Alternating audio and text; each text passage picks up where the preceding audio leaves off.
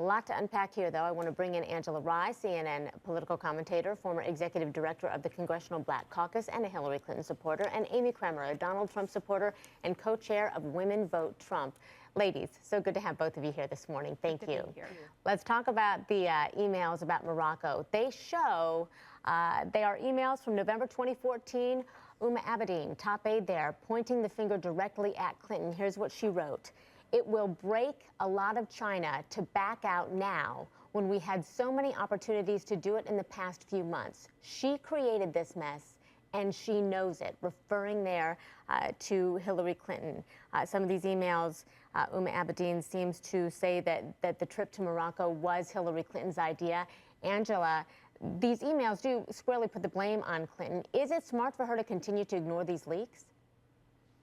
No, I think that they are addressing the leaks as they come, but the most important thing that they've said is that these emails were illegally obtained and they've been tampered with. As a former Hill staffer, I just have to acknowledge this because I think it's so important and context really matters. You cannot commit to doing an event and then completely backing out of it.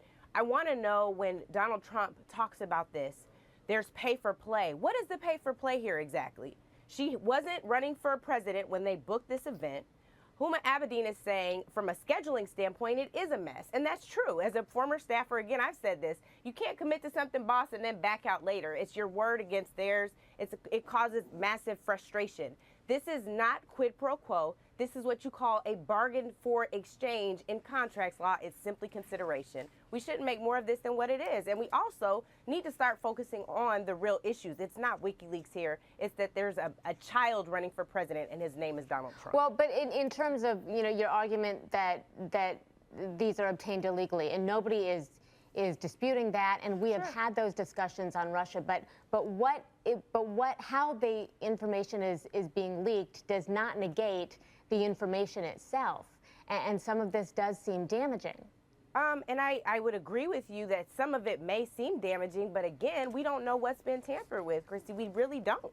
And Well, we have to believe that because nobody from the Clinton campaign has come out and said any of this is in dispute. Nobody has said this is absolutely false. Surely by now, these leaks that have been trickling out could have been authenticated or proven to be false at this point. So there's really no telling how damaging it might be because so many people believe what's out there. Now, on that end, Trump had a challenge for the Clinton Foundation during the debate that a lot of people haven't talked about yet, but it certainly was a stark moment. Let's take a look at this.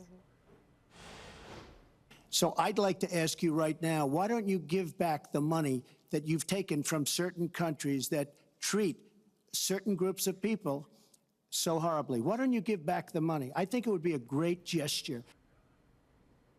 Amy, some people would say it's a strong argument. The question is, why isn't he using it more? Because his poll numbers are not doing him any favors right now.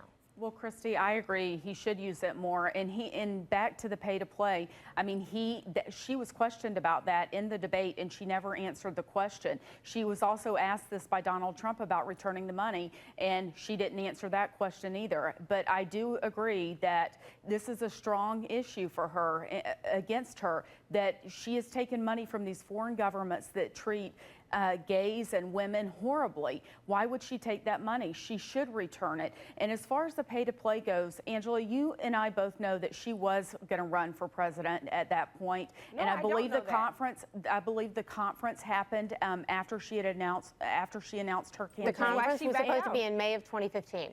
But the thing is that she had an opportunity to answer for it during the debate, and she didn't. And it's going to continue to be an issue for her because perception is reality, and the perception is it was pay to play. And I'm sorry, but that's the way it is.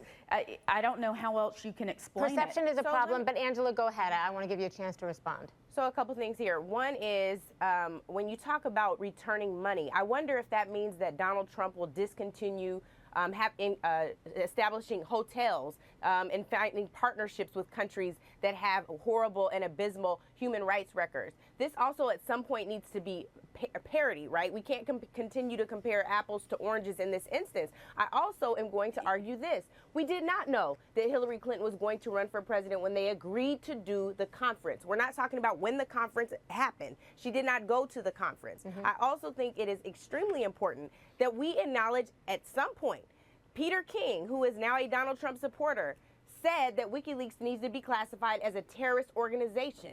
Hillary Clinton at the same time in 2010, I'm not done, in 2010 said the same thing. There is a reason for that, and we're trying to dumb this down now because this creates some type of perceived advantage for the Republican Party. This is still a very dangerous organization. I'm still talking, and it's fine that you perceive it as a problem. I perceive it as a different kind of problem because I have a Homeland Security background. We need to deal with this organization as it is and not just say, oh, this information is really juicy because we couldn't get a hold of these other emails. It's not that it's juicy just because you say it's stolen. No one in the Clinton, no one in the Clinton camp has said that they're not true, and the fact that it's stolen doesn't change the content of them. I mean, when Debbie Wasserman Schultz resigned from the DNC, I think that says a lot. No, but do you know the reason why she resigned from the DNC? Angela, I'm not going to, I mean, you can tell me if you want, but this is the thing. It doesn't change the content. Do you know the reason why she resigned? And more and more of this is going to come out, and it's a problem for the secretary. The thing is, WikiLeaks